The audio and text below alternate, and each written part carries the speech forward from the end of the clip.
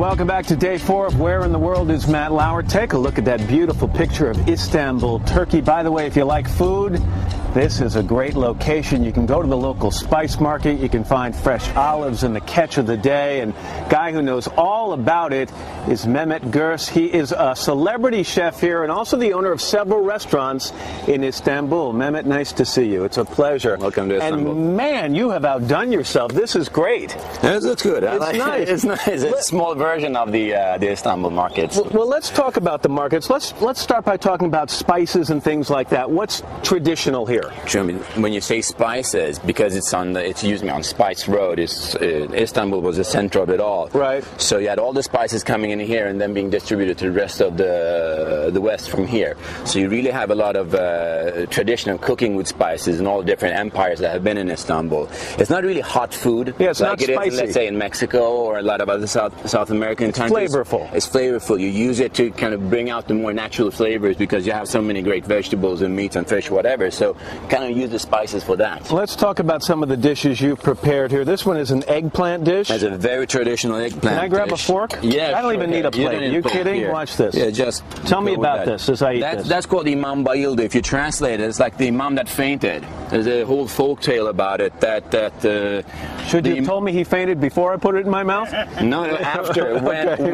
When his wife got some olive oil as dowry from her family. When they ran out of the olive oil, they couldn't make this anymore because it's been slowly cooked with olive oil. And that's he's like, oh my God, I need this. So the Imam fainted. The artichoke is important here, and apparently you're supposed to eat a lot of artichokes in the spring. You are, because all winter you will have been drinking rakı, the lion's milk, as you say. When you put some water in the rakı, the traditional Mediterranean alcohol. That's I know what this is. This is anisette. Is that what anise? This is? Yeah, anise. It's like the ouzo or arak in Middle East or North Africa. That's strong stuff. That's yum. You will have been drinking this. Our director just fainted, which is usual. You will have been drinking that all winter, and of course that does a lot of harm to your liver.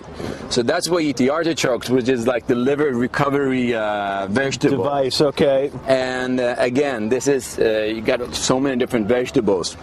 Rice, I know, is very popular and very important here. Talk to me about the kinds of rice dishes you prepared. You got plenty of rice dishes. Usually in the old days in the palace, they used to eat that after the meal to kind of like fill up as well. And this one is a bull cracked wheat. It's done like a rice pilaf, but it's cracked wheat. This one has regular white rice in it, but with small livers in it, pieces of liver and some pine nuts. Okay. And this is actually a rice dish too, is that right? This is a rice dish. It's been like folded in and actually cooked inside this pot.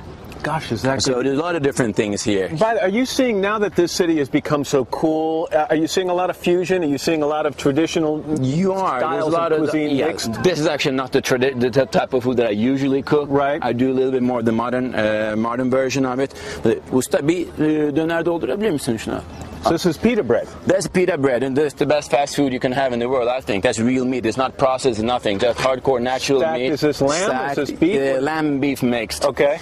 And just slowly cook it with charcoal, or they use gas nowadays too. And this is like the street food that you have all throughout the city. And we don't have time for the dessert, but you got baklava and what else over there? Baklava and a bunch of all different things with pistachios and a bunch of other stuff in it as well. Talk to me about, real quickly, Turkish coffee, because I understand you can't leave without trying that. This is the one I had a second ago. This is one that you had a second ago. You put it upside down, and here you look inside, and this is the fortune. So you tell people's fortune based on the residue left behind in the cup. Let's say that you're going to have in 2 times some cloud somewhere, and I don't know where you're going. You have to be able to. You mean you can't read where I'm going tomorrow? I'm not a good fortune teller. Maybe you can do it. I'm not really a good fortune teller, but if you would have a real fortune teller, maybe you would. Okay. So in 2 that's times, thick stuff, that's thick stuff. That's coffee for you. So, Mehmet, thank you so much. I'm trying to juggle all the food I've got here and say thanks so much. Thank you. We're going to dig in here in a second. We're going to have much more ahead from Istanbul and New York on a Thursday morning.